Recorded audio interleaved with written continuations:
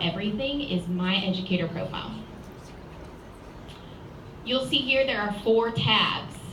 Your evaluations, your licensure is hiding behind that. So all of your licensure info, transactions, this is anything you need to do to make your license different. Advance, renew, change your name, all of that.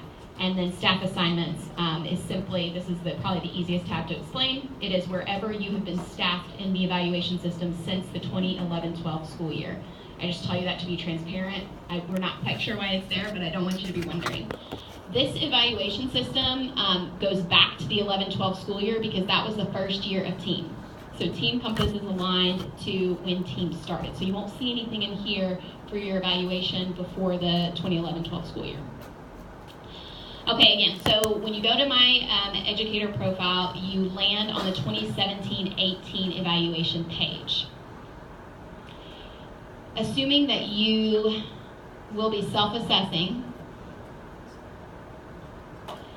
you'll scroll down to the observation section of your page. And I've been in here playing, so there are a couple of observations. But basically, all of these are going to look like little links to you. So you click on the link, and then it will take you straight to the scoring page. And this is pretty intuitive.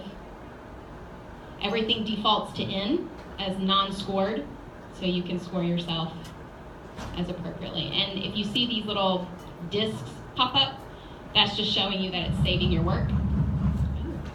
So you can leave the system, log out, and come back, and these scores will be saved. Another thing I want to show you is indicator notes. You can write at the indicator level a note to your evaluator. So if you want to write a note about instructional plans, you can do so here. Your evaluator will be able to see this.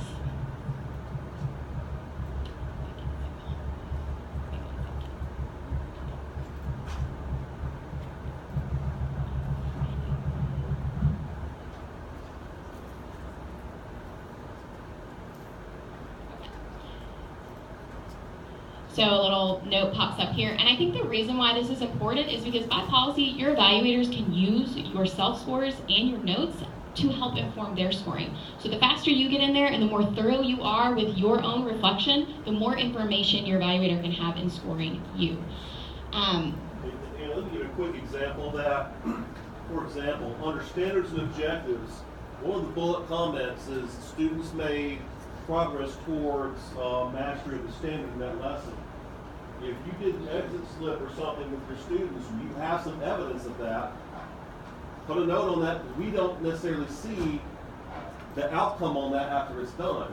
But if you've got something there, say like C exit slips or 80% of students on exit slips indicate mastery of standard, that's important information for us to know. Okay? I think that's a great point. I think also, check out this evidence tab up here, kind of to that end. There's a place for you to now add attachments. So if you want to upload your lesson plan, if you want to upload evidence of those exit slips, there's a place for you to do that now, and your evaluator can see that. So it's a little bit more thorough and a little bit more like portfolio style, if you will, in terms of just sort of the fidelity of what observations are and their purpose.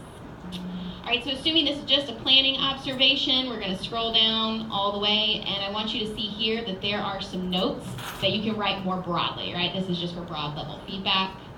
This can turn into a thread, so your evaluator can write you notes back and forth, and as long as this observation is open, you guys can kind of see that conversation if you want to chat via your observation system. Note here that there is nothing for you to do at this point. In the chess game that is observations, the evaluator moves first when it comes to signing. So the observer has to sign first, and then you can sign.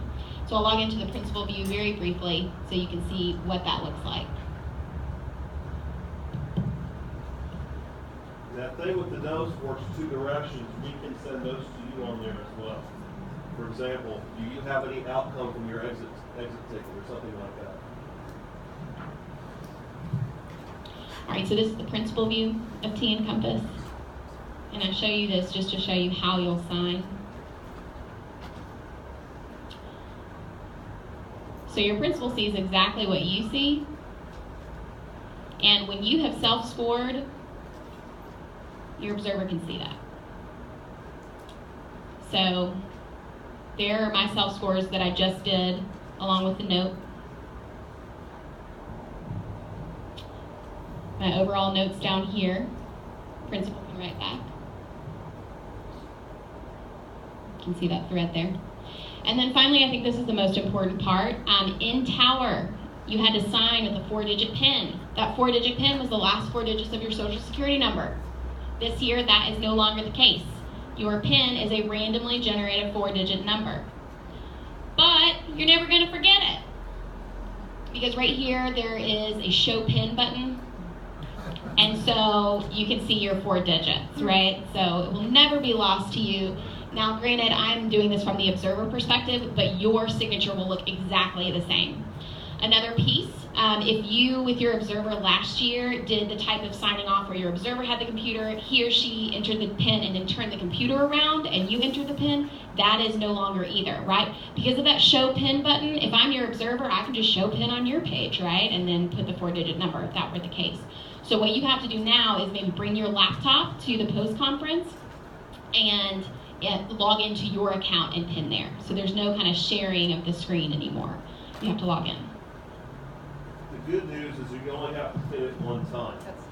So you didn't get 3 or 4 or 5 times like we did on the order.